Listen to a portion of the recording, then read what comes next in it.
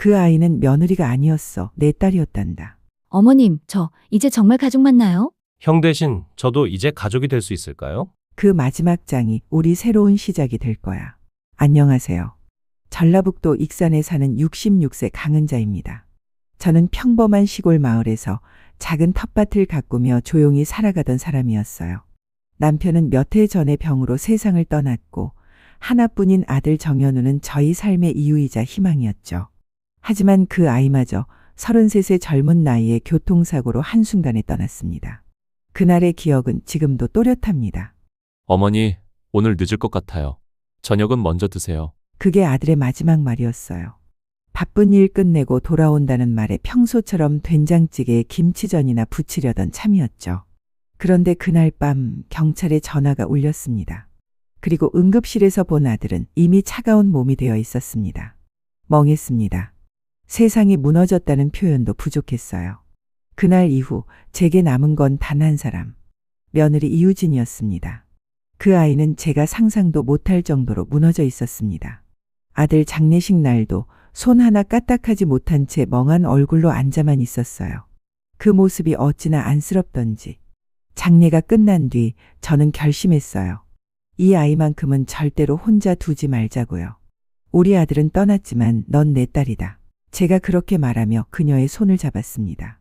그날 이후로 유진이는 제 집 작은 방에서 지내기 시작했어요. 처음에는 서로 어색했지만 시간이 조금씩 마음을 녹였습니다. 아들이 쓰던 컵을 그대로 쓰고 그가 듣던 음악을 틀어놓고 함께 울고 웃었어요.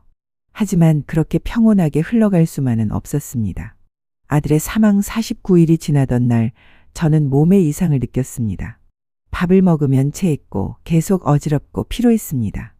동네 보건소에 갔다가 큰 병원으로 가보라는 소리를 들었고 결국 병원에서 말기암 판정을 받았습니다. 위암 사기. 전이가 시작됐고 치료가 늦었다고 하더군요. 살 수 있는 시간이 많지 않다고요. 머리가 멍해졌습니다. 이 아이를 또 혼자 두게 될까봐 두려웠습니다. 하지만 곁에 남는 것도 답이 아니라는 걸 알았어요. 이대로 곁에 있다가 제가 세상을 떠난다면 그 아이는 또다시 사랑하는 사람을 잃는 겁니다. 그래서 결심했어요. 차갑게 모질게 굴자. 차라리 나를 미워하게 만들자. 그럼 잊고 새 삶을 시작할 수 있을 거라고 믿었어요. 유진아, 우리 각자 살아가자. 이젠 내 인생 살아야지. 넌 우리 식구가 아니야. 그 아이는 말없이 저를 바라보다 아무 말도 하지 못했습니다. 눈물만 가득 머금은 채 서랍에서 짐을 꺼내 들더군요. 방문이 닫히는 소리에 제 심장도 덜컥 닫혀버렸습니다. 사람들은 그 아이를 불쌍하다고 했어요. 며느리한테 너무한 거 아니야. 딸처럼 키웠다면서 왜 내쫓았대. 그래요. 나쁜 사람은 저였어요. 일부러 그렇게 보이길 바랐어요. 그래야 그녀가 날 잊고 살아갈 수 있을 테니까요. 하지만 누구도 몰랐습니다. 그 아이 몰래 화장실에서 토악질을 하고 밤마다 이불 속에서 소리 없이 울던 제 마음을. 그리고 그녀가 떠난 다음 날 병원에서는 항암 치료를 시작했습니다. 입원 수속은 혼자 했고 치료실에서도 혼자였습니다. 가족 보호자 없으세요? 아니요, 없어요. 간호사가 멋쩍은 얼굴로 돌아섰습니다. 그래도 됐습니다. 그렇게 살아야 했으니까요. 몇 달이 흘렀습니다. 어느 날 병원 근처 편의점에서 우연히 들은 이야기. 익산 문화회관에서 결혼식이 때 신부가 엄청 예쁘다더라. 속이 철렁했습니다. 이상하게 직감이 왔어요. 저는 무작정 그 예식장으로 향했습니다. 멀리서 본 그녀는 정말 세상에서 제일 예쁜 신부였어요. 그 아이가 웃고 있었어요. 드물게 오래간만에. 저는 그 자리에 오래 머무를 수 없었습니다. 그녀가 또 나를 보고 울게 될까봐. 그래서 식장 뒷자리 한켠에 조용히 놓고 왔습니다. 작은 봉투 하나, 안에는 1,000만 원짜리 수표 2장, 그리고 제가 마지막으로 쓴 편지. 사랑하는 딸아, 엄마는 너를 멀리한 게 아니라 지켜주려 한 거야. 너와 함께 있으면 나는 떠날 용기가 없었단다. 이제라도 내 웃는 모습 보니 편히 눈 감을 수 있을 것 같아. 고맙고 사랑한다. 내 딸아. 그 아이는 며느리가 아니라 제 마음속에 세상에서 단 하나뿐인 딸이었습니다. 그날 이후 유진이의 흔적은 우리 집안에서 사라졌습니다. 그 아이가 쓰던 컵, 잠들기 전 음악을 듣던 블루투스 스피커, 아들이 생일 때 사줬던 회색 잠옷까지 모두 그대로 남아 있었지만 방 안엔 사람 냄새가 사라졌습니다. 아들의 방 옆 그녀가 지냈던 방은 문이 굳게 닫혀 있었습니다. 며칠째 그 방 앞을 서성이다가 저는 결국 문고리를 돌렸습니다. 끽! 묵은지 냄새와 함께 먼지 낀 공기가 퍼졌고 침대는 정리되지 않은 채 베개에는 눈물 자국처럼 보이는 얼룩이 아직 남아 있었습니다. 책상 위엔 4월 달력 한 장이 찢어진 채 걸려 있었어요. 그 달력엔 작은 메모가 적혀 있었죠. 현우 생일 나 혼자라도 기도하자. 가슴이 찢어졌습니다. 저는 그 자리에서 주저앉아 달력을 부여잡고 울었습니다. 그 아이도 결국 떠나지 못하고 있었던 거였습니다. 그날 이후 저는 며칠 동안 아무것도 먹을 수 없었어요. 항암 치료 때문인지 더더욱 식욕은 사라졌고 체중도 눈에 띄게 줄었습니다. 간호사는 이러시면 더 빨리 지치세요. 정신 바짝 차리셔야 해요. 라며 약한 목소리로 타이르지만 몸도 마음도 무너진 사람에게 정신 차리라는 말은 너무 가혹했습니다. 그렇게 몇 주가 흘렀습니다. 어느 날 예고도 없이 집 초인종이 울렸습니다. 딩동. 누구지 싶어 간신히 문을 열자 익숙한 향이 코끝을 스쳤습니다. 거기 유진이가 서 있었습니다. 어머니, 혹시 아직 저 한 번만 뵈어도 될까요? 그 아이는 말라 있었습니다. 서울에서 내려온 듯 손에는 작은 가방 하나, 그리고 비닐봉지엔 시장에서 산 듯한 나물과 두부가 들어 있었어요. 된장찌개 끓여드리고 싶었어요. 그 순간 마음이 아려왔습니다. 들어와. 겨우 두 글자 말하며 몸을 비켜주자 유진이는 조심스럽게 신발을 벗었습니다. 그리고 그 발끝이 마치 어린아이처럼 조심스러웠어요. 거실 한켠에 놓인 아들 사진 앞에 조용히 앉아 말없이 절을 올렸습니다.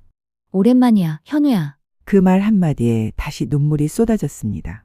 그날 저녁 둘이 앉은 밥상엔 국 하나와 김치 한 접시뿐이었지만 수년 만에 느껴보는 따뜻한 밥상이었습니다. 하지만 이 평온도 오래가지 않았습니다. 어머니, 저 결혼식 당일 편지 받았어요. 그녀가 꺼낸 말에 저는 젓가락을 멈췄습니다. 그날 아무도 모르게 뒷자리에 앉아 계셨죠? 저는 고개를 숙였습니다. 대답할 수 없었습니다. 그 아이는 웃으며 말했습니다. 그 편지 지금도 지갑에 넣고 다녀요. 그 말이 왜 그렇게 슬프게 들리던지. 그래서 다시 왔어? 아니요. 저 이제 진짜로 떠나러 왔어요. 그 아이의 눈에 맺힌 눈물이 떨어졌습니다. 그동안은 용기가 없었어요. 어머니 없이 살 자신이 없었고 그 집이 나의 전부였거든요. 그 아이는 잠시 말을 멈추고 두 손을 맞잡았습니다. 하지만 이제는 알아요. 어머니가 왜 저를 그렇게 떠나보내려 했는지.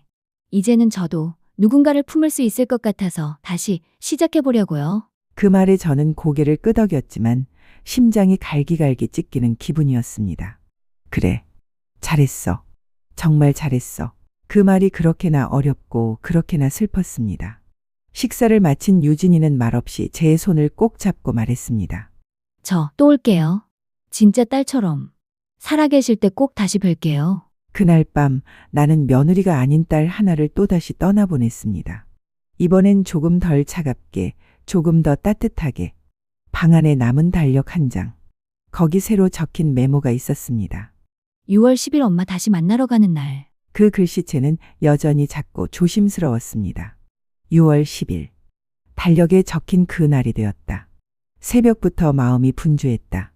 괜히 새로 산 티셔츠를 꺼내 입었다가 다시 옷장에 넣고 머리도 드라이기로 몇 번이고 말려봤다. 거울 앞에서 웃어도 보고 다시 찡그려도 보고 어쩌면 그 아이보다 내가 더 기다리고 있었는지도 모른다. 띠링. 현관문 초인종이 울렸다. 문을 열자 유진이 대신 낯선 여자가 서 있었다. 그녀는 고개를 숙이며 말했다. 안녕하세요. 저는 유진 씨 지인인데요.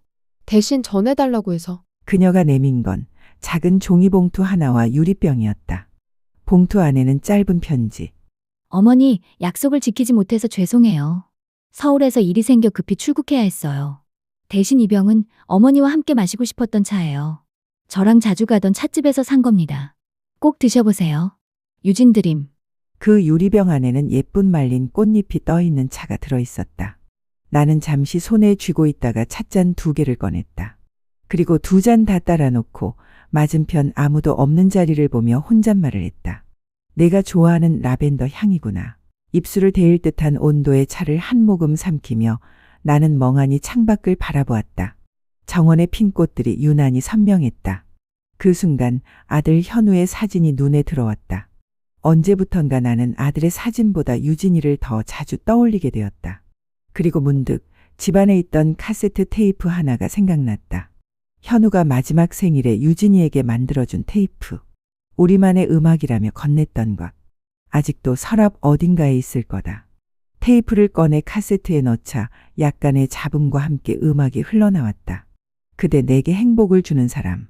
유진이가 울면서 들었던 그 노래.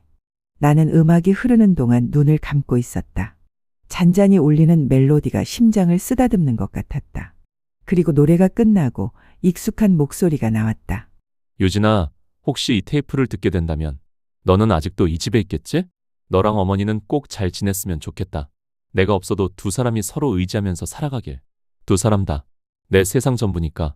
사랑해. 그 순간 나도 모르게 손에 쥔 찻잔이 덜컥 떨어질 뻔했다. 현우는 이미 알고 있었던 걸까? 나와 유진이가 서로를 지켜줄 사람이라는 걸. 눈물이 찻잔 속으로 떨어졌다. 유리잔의 표면을 따라 둥글게 퍼지는 물방울. 그 안에 담긴 기억들이 내 마음 속에서 반짝이고 있었다. 차가 식어갔지만 마음은 조금 따뜻해졌다. 그날 밤 나는 유진에게 짧은 편지를 썼다. 유진아, 내가 떠나 있어도 나는 매일 너를 마주한다. 내가 남긴 찻잔에, 내가 남긴 음악에, 내가 남긴 향기에. 혹시라도 다시 돌아오게 된다면 이번엔 나도 준비돼 있을게. 내 자리는 언제나 그대로니까. 엄마가. 그리고 편지를 붙여둔 다음 날 아침, 현관 앞에 다시 익숙한 발자국 소리가 들려왔다. 현관 앞에 놓인 작은 소포 하나. 포장된 상자 위엔 유진의 글씨로 적힌 짧은 문구가 보였다. 어머니, 이건 저희 셋이 함께한 마지막 겨울의 기억이에요. 상자 안엔 낡은 일기장과 디지털 녹음기 하나가 들어 있었다. 녹음기엔 현우의 마지막 음성이라고 라벨이 붙어 있었다. 손이 떨려서 쉽게 재생 버튼을 누를 수가 없었다. 무릎 위에 올려놓은 녹음기를 바라보며 나는 한참을 그렇게 앉아 있었다. 마침내 용기를 내어 버튼을 눌렀다. 엄마, 유진아, 이걸 듣고 있다면 나는 아마 이 세상에 없겠지. 처음 들리는 아들의 목소리는 생각보다 또렷했다. 침착했지만 미세하게 떨리는 숨소리가 느껴졌다. 나는 사실 많이 두려웠어. 사고가 나기 전부터 몸이 이상했거든. 병원에선 아무 이상 없다고 했지만 난 예감이 있었어. 그래서 이렇게라도 준비하고 싶었어. 녹음기 너머로 무겁고 조용한 정적이 흐른다. 그는 숨을 고르고 말을 이었다. 엄마가 얼마나 나를 위해 살았는지 나는 누구보다 잘 알아. 아버지 돌아가시고도 날 키우느라 꿈 하나 없이 사셨잖아. 그래서 유진이를 만났을 때 생각했어. 이 사람이라면 엄마의 인생도 따뜻하게 바꿔줄 수 있겠다고. 눈물이 뺨을 타고 흘러내렸다. 내가 아들을 그렇게도 의지했듯 아들도 내 삶을 걱정하고 있었던 것이다. 유진아, 내가 이걸 듣고 있다면 나는 너에게 부탁하고 싶어. 절대로 엄마 혼자 두지 말아줘. 엄마는 겉으론 강한 척하지만 사실 누구보다 여리고 따뜻한 사람이야. 그 말에 나는 주저앉고 말았다. 손등으로 얼굴을 감싸며 입을 틀어막은 채 울었다. 그리고 엄마, 만약 유진이가 다시 사랑할 수 있다면 절대 붙잡지 말아줘. 그게 엄마가 할 수 있는 최고의 사랑이야. 그 마지막 한마디가 내 마음속 깊이 묻어둔 감정을 흔들어 깨웠다. 내가 했던 선택들, 그 차가운 말들 모두 현우의 바람을 지키기 위한 것이라고 스스로를 위로했지만 실은 내가 그녀를 떠나보낼 용기를 못 냈던 거였다. 사랑해요. 두 사람 모두 너무 사랑해요. 녹음 소리가 끝나자 방 안은 깊은 정적에 잠겼다. 아무도 없는 방인데도 나는 혼자가 아니었다. 그날 밤 나는 다시 유진에게 편지를 썼다. 유진아, 현우의 목소리를 들었어. 그 아이의 마음을 이제야 제대로 이해했어. 나도 이제 너를 위해 조금 더 따뜻한 사람이 될게. 돌아올 필요는 없어. 하지만 만약 다시 이 집을 찾게 된다면 나는 그날을 위해 매일 꽃을 피워놓을게. 밤 공기는 조금씩 차가워지고 있었다. 그날따라 유난히 달빛이 밝았다. 방 안 조명을 끄고 창문을 열어놓은 채 나는 침대 옆 작은 탁자 앞에 앉아 있었다. 종이 한 장과 펜 그리고 아직 따뜻한 국화차 한 잔. 오늘 밤 나는 그 아이들에게 마지막 이야기를 쓰기로 했다. 그건 다름 아닌 나의 유서였다. 몇 달 전 병원에서 받은 소견서를 다시 꺼내 읽었다. 말기위암, 전이 진행 중, 생존 가능성 낮음.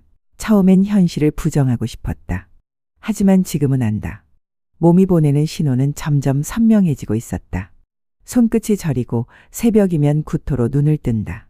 밤마다 찾아오는 통증은 진통제 없이는 버티기 힘들다. 그래서 이제는 준비할 때다. 나는 펜을 들고 유진이에게 쓴 편지들을 다시 꺼냈다. 첫 번째 편지, 아들의 장례 후 쓴 말.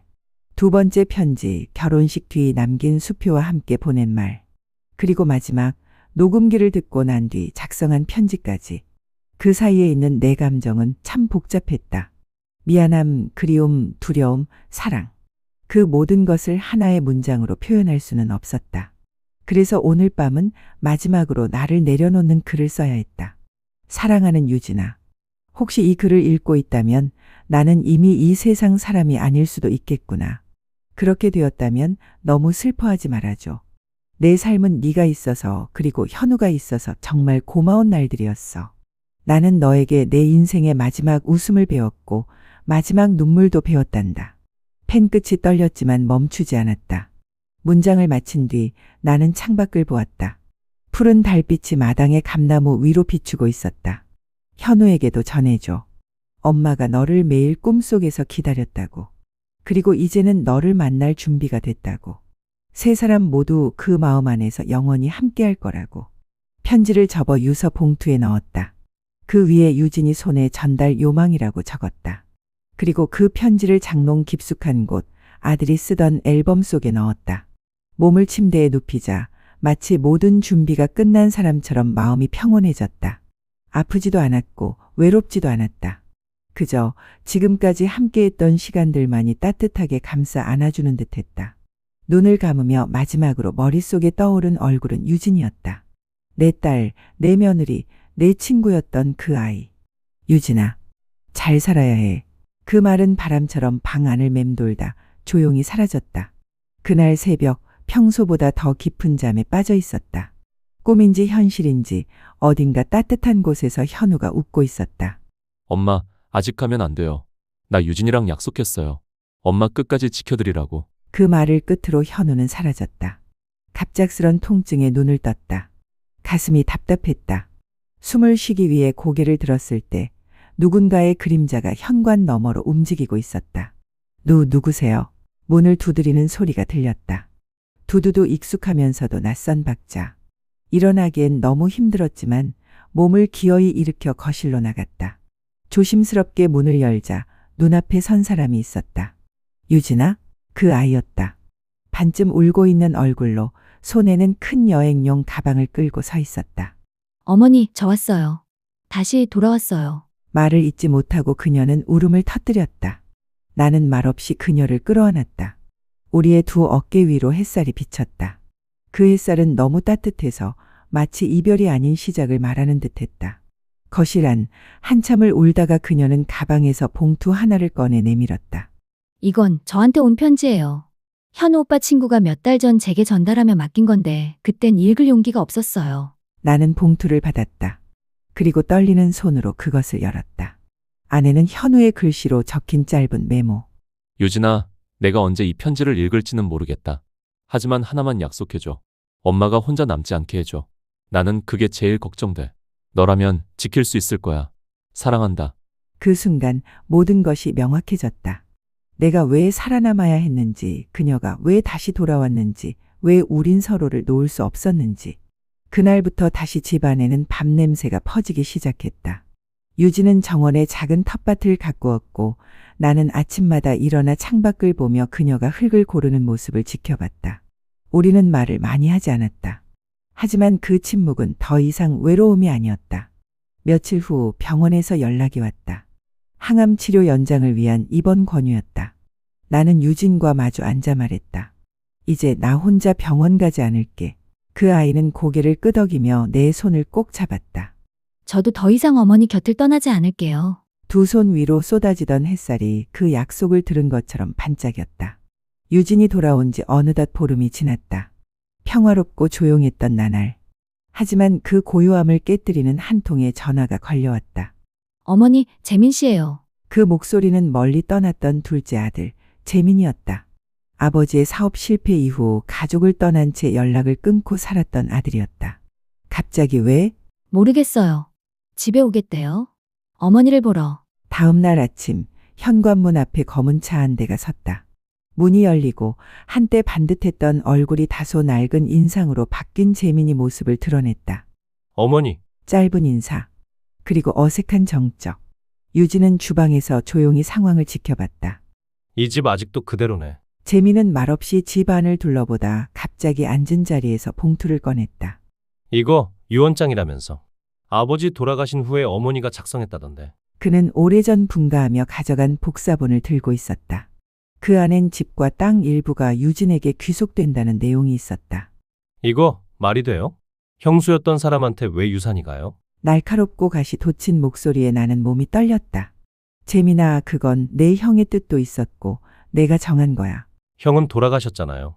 가족 아닌 사람에게 집을 넘기겠다는 거, 이건 말이 안 된다고요. 그는 자리에서 벌떡 일어나 소리쳤다. 유진은 조용히 눈을 떴다. 그리고 입을 열었다.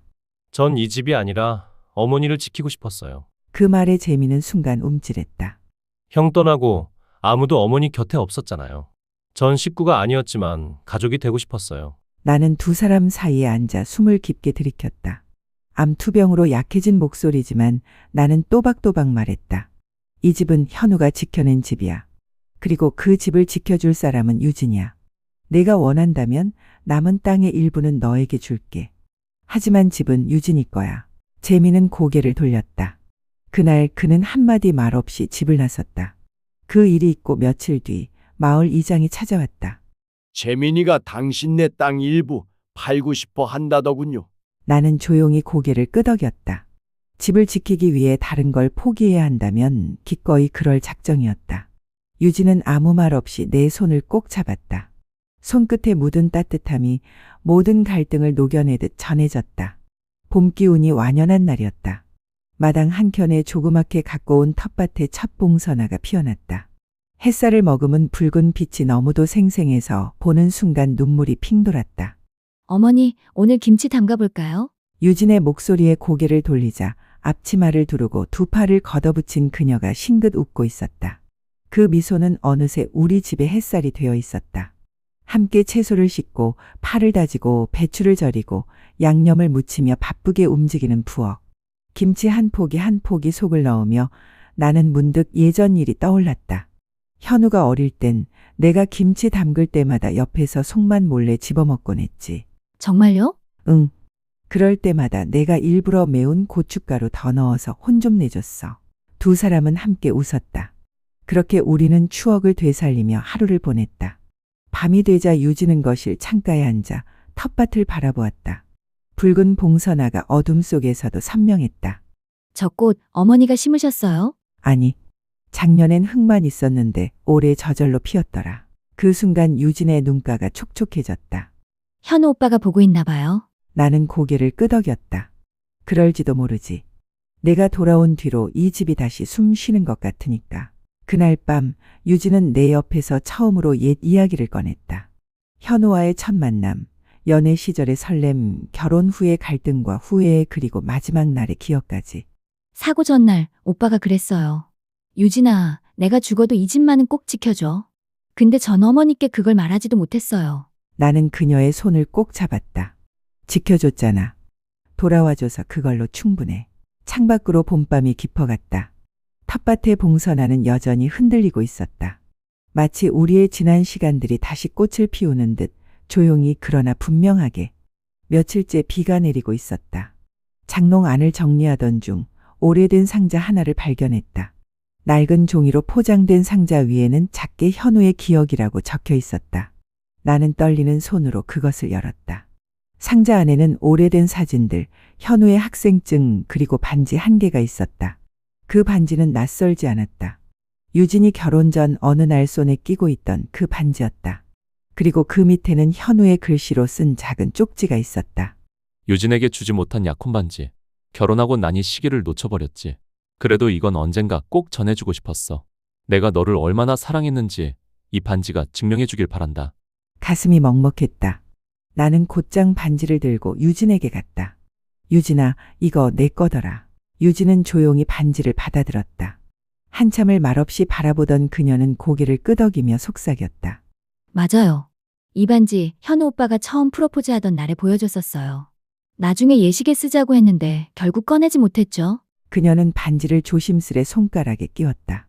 반지는 마치 처음부터 거기 있었던 듯 꼭 들어맞았다. 어머님, 이 집에 와서 전 날마다 현우 오빠를 잃은 것 같았어요. 매일이 이별 같았어요.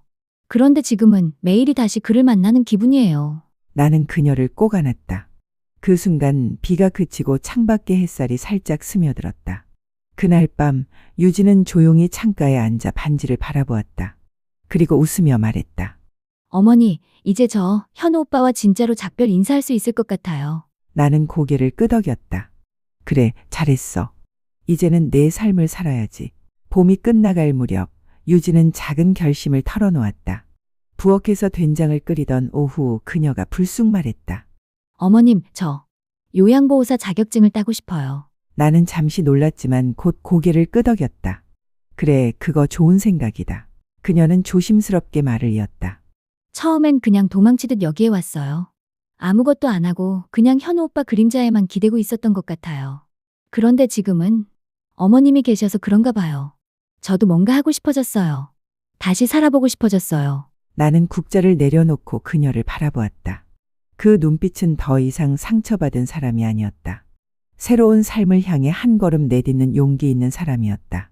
며칠 후 그녀는 동네 복지센터에서 신청서를 작성했다. 공부를 시작하고 책상에 앉아 필기를 하고 기출문제를 푸는 모습이 마치 예전 학생 시절로 돌아간 듯했다. 나는 그런 그녀를 보며 매일 도시락을 싸줬다. 된장국, 멸치볶음, 간장계란장 작은 정성이지만 그녀는 늘 눈을 반짝이며 말했다. 어머님 덕분에 진짜 학생 된 기분이에요. 어느 날 유진이 집에 들어오다 말고 조용히 말했다. 어머님, 저 이제부터 현우 오빠 이름 말 안 하려고요. 나는 놀라서 그녀를 바라봤다. 그녀는 천천히 덧붙였다. 이제는 제 인생도 살고 싶어요. 현우 오빠를 마음에서 지운다는 건 아니에요. 그냥 그 기억을 안고 제가 가야 할 길을 걸어가고 싶어요. 나는 아무 말 없이 그녀를 안았다. 마음속 깊이 아들이 그녀를 지켜주고 있음을 느꼈다. 시험 당일 아침 나는 그녀에게 현우가 썼던 노트를 조용히 내밀었다. 그 속엔 작은 글귀가 있었다. 너는 내가 가장 존경한 사람이야. 유진아, 넌 뭐든 해낼 수 있어. 그 글을 읽고 유진은 고개를 숙였다. 그리고 그날 시험을 무사히 마쳤다. 저녁 그녀는 합격 발표도 나기 전인데 활짝 웃으며 말했다. 어머님, 저 오늘 살아있는 기분이었어요. 그거면 된 거죠? 나는 그녀의 머리를 쓰다듬었다. 그래, 잘했다. 유진아, 아주 잘했어. 여름의 기운이 슬며시 번지던 어느 날 우편함에 낯선 봉투 하나가 꽂혀 있었다. 시립복지문화센터라는 문구가 박힌 그 봉투는 누가 봐도 관공서에서 온 것이었다. 유진이 봉투를 뜯으며 말했다. 어머님, 이거 제가 자격증 신청할 때 주소를 적었던 곳이에요. 봉투 안에는 복지관에서 열리는 지역 어르신 정서 지원 프로그램 설명의 초대장이 들어 있었다. 실습 기회를 제공받을 수 있다는 말에 유진은 긴장과 설렘을 동시에 안고 있었다. 나 여기 가봐도 될까요? 나는 조용히 그녀의 등을 토닥였다. 가봐, 현우가 봐도 기특하다고 했을 거야. 설명회 날 유진은 얌전히 머리를 묶고 단정한 옷을 입었다. 복지관 앞에서 그녀를 배웅하면서 나는 문득 걱정이 앞섰다. 혹시 상처받고 오면 어쩌지? 그러나 걱정은 기우였다. 저녁 무렵 돌아온 유진은 온 얼굴에 생기가 돌았다. 어머니, 제가 실습 배정받았어요. 정서 돌봄반이에요. 그녀는 작은 명찰을 내밀었다. 거기엔 정석혜어 실습생 유진이라는 이름이 선명했다. 며칠 후 그녀는 첫 실습에 나섰다. 처음에는 긴장을 많이 했지만 점차 환자들의 이름을 외우고 작은 말 한마디에 웃음을 지으며 마음을 나누기 시작했다. 그러던 중 유진은 한 어르신과 깊은 인연을 맺게 되었다. 이름은 김순자 할머니, 고집이 세고 말수가 적은 분이었다. 유진은 늘 성심껏 다가갔고 어느 날 순자 할머니가 처음으로 입을 열었다. 아가씨, 옛날에 나도 아가씨 같은 며느리 있었는데 말이야. 그 아이는 날 버렸지. 돈도 다 빼가고. 그날 이후 유진은 매일 같이 순자 할머니의 손을 잡았다. 말없이 조용히. 그리고 일주일쯤 지났을 때 순자 할머니가 먼저 말했다. 유진이었나? 나 밥 좀 먹고 싶다. 그 말에 유진은 눈시울이 붉어졌다. 할머니의 손을 꼭 잡으며 속삭였다. 제가 해드릴게요. 손주가 해드리는 밥처럼 정성껏 지어드릴게요. 이후 유진은 복지관에서도 인정받는 실습생이 되었다. 그리고 어느 날 그곳에서 열린 소규모 발표회에서 그녀는 자신의 이야기를 조용히 나누었다. 저는 시어머니와 함께 살고 있습니다. 남편은 사고로 떠났지만 시어머니는 저를 딸처럼 안아주셨고 저는 그 따뜻함 덕에 다시 삶을 시작할 수 있었습니다. 그녀의 말에 많은 이들이 눈시울을 붉혔다. 박수 소리 사이로 복지관 실장님이 조용히 다가와 말했다. 유진 씨, 이번 분기 채용 공고 나갈 예정인데 정식 지원해 보실래요? 그날 밤 유진은 말없이 내 손을 잡았다. 그리고 조용히 말했다. 어머님, 현우 오빠가 지금 보면 뭐라고 할까요? 나는 미소 지었다. 분명 이렇게 말했을 거야. 유진이 참 잘했어. 그리고 어머니도. 초여름의 한낮 집 앞 골목길에서 낯익은 실루엣이 보였다. 그 모습에 심장이 철렁 내려앉았다. 분명히 떠났던 둘째 아들 재민이었다. 어머니, 오랜만이에요. 그는 여전히 무뚝뚝한 얼굴이었지만 어디선가 피곤함이 더해져 있었다. 나는 말없이 현관문을 열었다. 유진은 안방 쪽에서 그의 목소리를 듣고 걸음을 멈췄다. 형수님, 오랜만입니다. 유진은 조용히 고개를 숙였다. 어색함이 감도는 것일. 침묵 속에서 재미는 작은 봉투를 꺼냈다. 어머니, 그때 유산 이야기 죄송했어요. 제 마음이 너무 좁았어요. 나는 그 말에 아무런 대꾸도 하지 않았다. 그저 손을 내밀어 그의 손을 감쌌다. 그날 밤 재미는 술기운에 말문을 열었다. 사실 아버지가 돌아가시기 전날 저한테 따로 말씀하셨어요. 형이 떠나도 형수님은 식구처럼 생각하라고요. 근데 전 너무 미웠어요. 왜 저분만 사랑하나 싶어서. 나는 천천히 그를 바라보았다. 그래서 지금 돌아온 거니? 그는 고개를 끄덕였다. 미안해요. 저도 다시 가족이 되고 싶어요. 며칠 뒤 유진은 우연히 재민이 화장실에 두고 간 지갑에서 어떤 메모지를 발견했다. 병원 진료 기록, 신장 기능 저하, 투석 권고. 그녀는 그 자리에서 얼어붙었다. 어머님, 재민 씨 아픈 것 같아요. 나는 조용히 고개를 끄덕였다. 그래, 알고 있었어. 전에 연락 왔었지. 아직 본인은 말 안 하더라. 그날 밤 나는 재민의 방문 앞에 앉아 조용히 문을 두드렸다. 너 어쩌다 그렇게 됐니? 한참 침묵 후 문이 열렸다. 재민은 말없이 바닥에 주저앉았다. 형 떠나고 저는 늘 뭔가 뒤처진 기분이었어요. 잘 살고 싶었는데 일이 계속 꼬이고 사람도 믿기 힘들고 결국 이렇게 됐네요. 나는 그를 끌어안았다. 이젠 됐다. 내가 돌아왔잖니. 그걸로 충분하다. 그날부터 우리는 조금씩 아주 천천히 서로를 다시 가족으로 받아들이기 시작했다. 그리고 어느 날 유진이 말했다. 어머님, 저 재민 씨 간병 제가 도와드릴게요. 나는 그녀를 바라보았다. 괜찮겠니? 그 아이랑 내가 같이 있는 거 쉽지 않을 텐데. 그녀는 조용히 웃으며 말했다. 현우 오빠가 남기고 간 식구잖아요. 전 다시 가족을 만들고 싶어요. 재민이 돌아온 지 한 달쯤 되었을 때였다. 그의 병세는 생각보다 빨리 진행되었고 병원에서는 정기적인 투석을 권했다. 유진은 정성껏 간병을 도왔고 나도 그 곁에서 묵묵히 함께했다. 어느 날 재민이 누운 방 안에서 두 사람의 목소리가 조용히 오갔다. 형수님, 저 아직도 제가 밉죠? 밉지 않아요.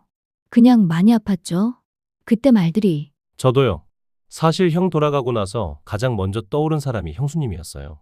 미안하다는 말 꼭 하고 싶었는데 그게 그렇게 어려웠어요. 그 말에 유진은 조용히 눈을 감았다. 그리고 손에 잡힌 물수건으로 그의 이마를 닦아주며 말했다. 우리 이제 아픈 말은 그만해요. 그냥 남은 날엔 좋은 기억만 만들어요. 그 말에 재미는 처음으로 안도의 한숨을 쉬었다. 며칠 후 나는 창고를 정리하다 오래된 사진 상자를 발견했다. 그 안엔 현우, 재민 그리고 그들의 아버지의 사진들이 들어있었다. 한 장, 두 장 넘기다 나는 멈췄다. 오래된 메모지 한 장. 그리고 누군가 남긴 편지. 내가 죽으면 이 집과 땅은 유진에게 넘겨라. 그 아이는 내 며느리가 아니라 내 딸이었다. 아버지. 그 순간 내 눈에서 눈물이 흘러내렸다. 유진은 내 딸이기 전에 내 남편에게도 그렇게 받아들여졌던 존재였다. 그날 밤 나는 유진과 재민 앞에서 편지를 내밀었다. 이건 너희 아버지가 남긴 편지야. 두 사람은 조용히 그것을 읽었다. 유진은 처음엔 아무 말도 하지 않았다. 그저 오래도록 편지를 가슴에 안았다. 어머님, 저 이 집을 계속 지킬게요. 가족이 남긴 뜻이니까. 재민도 고개를 끄덕였다. 저도 나을 수 있다면 더 늦기 전에 다시 시작해보고 싶어요. 그날 밤 세 사람은 조용히 마당에 앉아 별을 올려다봤다. 흐르는 바람 속에서 아버지의 목소리가 들리는 듯했다. 가족은 피보다 진실된 마음이 먼저다. 장맛비가 그치고 무더위가 시작된 어느 날이었다. 새벽녘 병원에서 전화가 걸려왔다. 전화기를 받는 내 손이 떨렸다. 김재민 보호자분이신가요? 환자분 상태가 급격히 악화되어 지금 바로 와주셔야겠습니다. 그 짧은 말 한마디에 온몸이 얼어붙었다. 유진은 곧장 옷을 갈아입고 나를 부축하듯 병원으로 향했다. 응급실 앞 숨가쁘게 달려온 우리를 맞은 건 의사의 무거운 표정이었다. 심각한 전해질 불균형입니다. 지금 당장 응급투석을 시작하지 않으면 위험합니다. 우리는 말없이 고개를 끄덕였다. 투석이 시작되고 시간이 지나면서 재민은 희미하게 눈을 떴다. 어머니, 형수님, 미안해요. 그의 말에 우리는 눈시울을 붉혔다. 의사는 조용히 말했다. 며칠 사이가 고비일 수 있습니다. 마음의 준비를 하셔야 합니다. 그날 이후 유진은 병실에서 밤을 지새웠다. 재민의 손을 꼭 잡고 그가 깨어날 때마다 따뜻한 물수건으로 얼굴을 닦아주며 이렇게 속삭였다. 재민 씨, 버티세요. 아직 해야 할 일이 많잖아요. 나는 병실 창가에 앉아 어쩌면 마지막일지도 모를 풍경을 바라보았다. 마음속 깊은 슬픔이 조용히 스며들었다. 다음 날 재민의 상태는 기적처럼 호전되기 시작했다. 의사는 고개를 갸웃하며 말했다. 신장 수치가 조금씩 안정되고 있습니다. 이런 회복은 드물죠. 그 기적의 순간 유진은 나지막이 속삭였다. 아마 현우 오빠가 지켜준 거겠죠? 나는 고개를 끄덕였다. 그 아이가 널 버릴 리가 없지. 우리 모두를. 며칠 후 재민은 중환자실에서 일반 병실로 옮겨졌다. 유진은 조용히 짐을 챙기며 웃었다. 어머님, 저 내일 복지관 다시 나가요.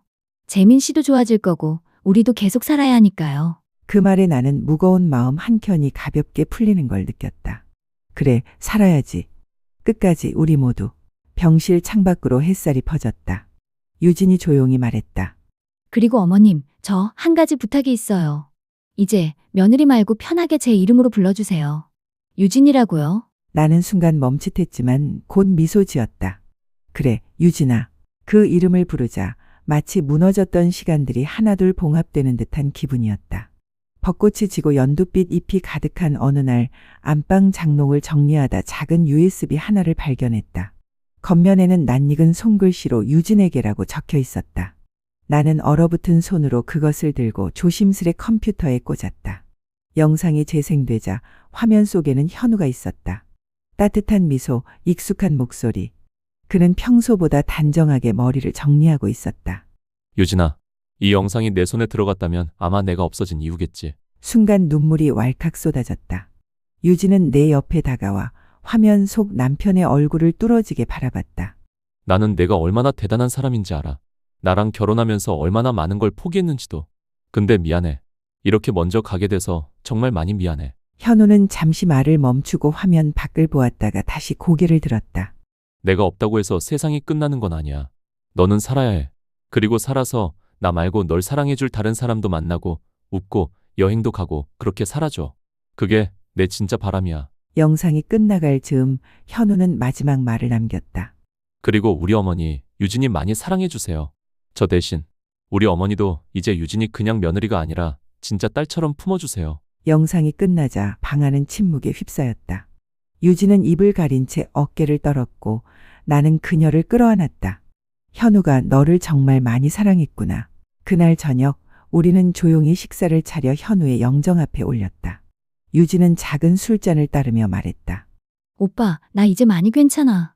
그리고 새로운 봄이 온 것 같아. 며칠 후 유진은 복지관의 정식 채용 발표에서 합격 통보를 받았다. 집에 돌아온 그녀는 환하게 웃었다. 어머님, 저 이제 진짜 사회인이에요. 나는 박수를 쳐주며 말했다. 우리 유진이 정말 잘했다. 그녀의 손을 꼭 잡으며 속으로 되뇌었다. 현우야, 내가 바란 대로 우리는 지금 다시 피어나고 있어. 복지관에서 일하기 시작한 유진은 하루하루 바쁘고 충실한 나날을 보내고 있었다. 하지만 그와 동시에 마을 어귀에서는 조금씩 이상한 말들이 돌기 시작했다. 그 집 며느리 말이야. 혼자 된 지 몇 년인데도 안 나가고 시어머니랑 계속 사는 거 좀 이상하지 않아? 혹시 뭐 다른 속셈이 있는 건 아니겠지? 재산 때문에 저러는 거라던데. 말들은 조용히 퍼졌고 어느새 내 귀에도 들어오기 시작했다. 동네 슈퍼에서 김씨 아주머니가 아무렇지 않게 물었다. 형님네 유진 씨, 아직도 같이 사시죠? 대단하셔. 근데 요즘엔 그런 사이 잘 없잖아요. 그 말에 나는 조용히 미소만 지었다. 속으로는 부글부글 끓고 있었지만 겉으로는 아무렇지 않은 척해야 했다. 유진도 이 소문을 알고 있었다. 어느 날 저녁 그녀가 조심스레 입을 열었다. 어머님, 저희 집 얘기 동네에서 안 좋게 나도는 것 같아요. 혹시 불편하시진 않으세요? 나는 고개를 저었다. 불편한 건 내가 아니야. 헛소문 퍼뜨리는 사람들일 뿐이지. 그래도 괜히 어머님 입장 곤란하실까봐. 내가 너 데리고 사는 게 왜 곤란하겠니? 내가 선택한 일이고 너는 내 가족이야. 그 말에 유진은 눈시울을 붉혔다. 며칠 후 복지관에서 유진이 주관한 행사에 나도 초대받았다. 지역 어르신들을 위한 작은 발표회에서 유진은 밝고 당당하게 사회를 받다. 이 자리에 계신 모든 분들이 저에게는 진짜 가족 같아요. 제가 이렇게 다시 일어서게 된 건 한 분 덕분입니다. 저희 시어머님이자 이제는 제 어머니이신 분이세요. 그 말에 모두가 나를 바라봤다. 박수가 쏟아졌고 나는 수줍게 웃었다. 그날 이후 동네 사람들의 시선은 조금씩 달라졌다. 유진을 곱지 않게 보던 이웃들도 조심스레 말을 바꾸기 시작했다. 그 유진 씨 진국이더라. 며느리라고 해도 그렇게 하기 쉽지 않은데. 그러게 말이에요.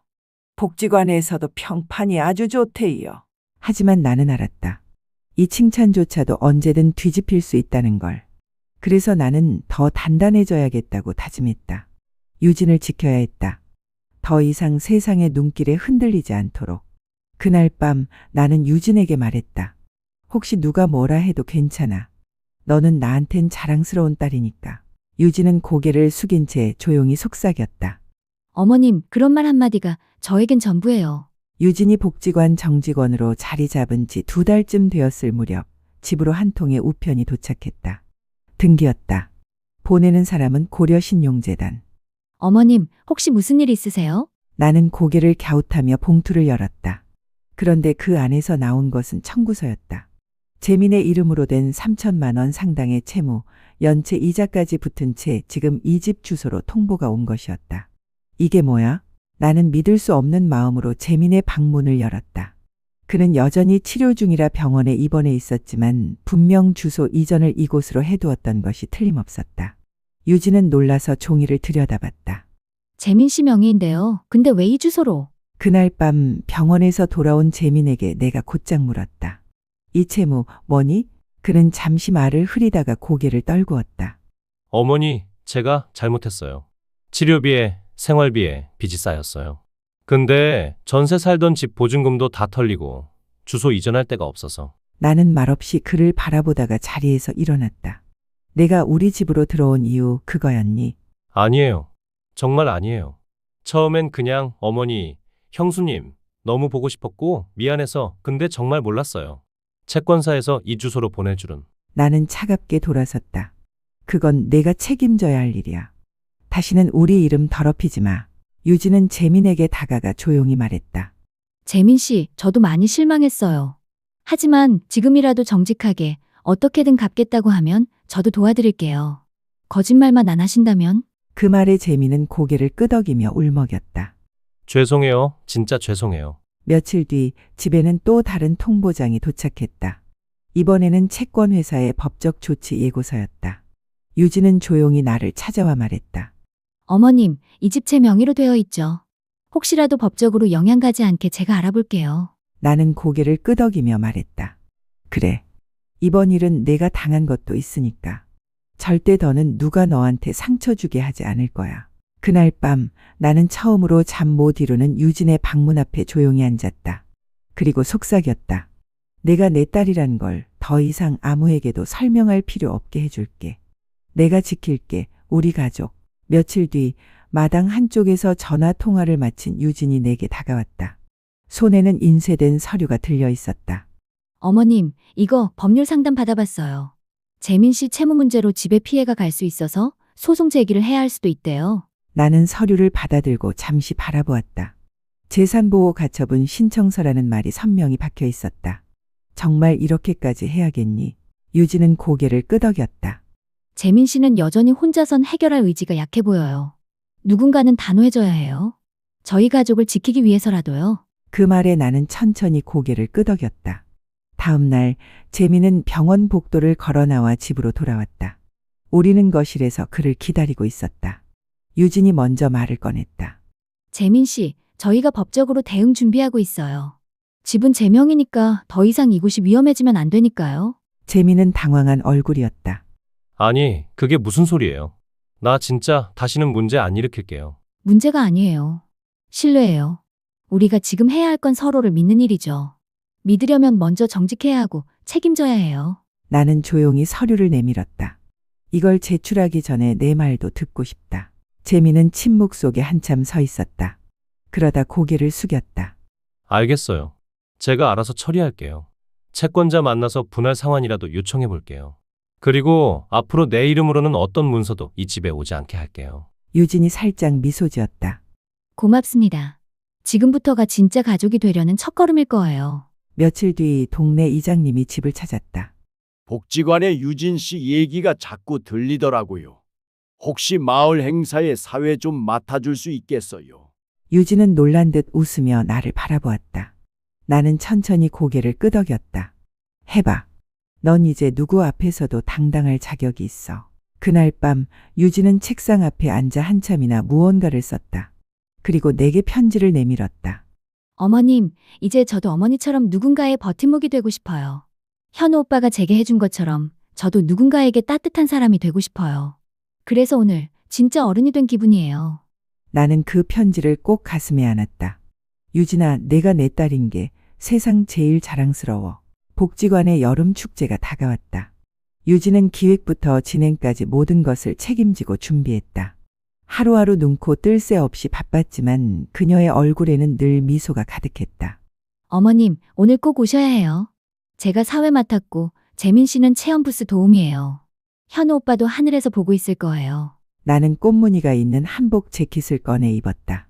이럴 때 아니면 언제 입어보나 하는 마음이었다. 복지관에는 이미 사람들이 북적였다. 유진은 단상 위에서 밝게 웃으며 인사했다. 오늘 이 자리는 우리가 서로에게 따뜻함을 나누는 자리입니다.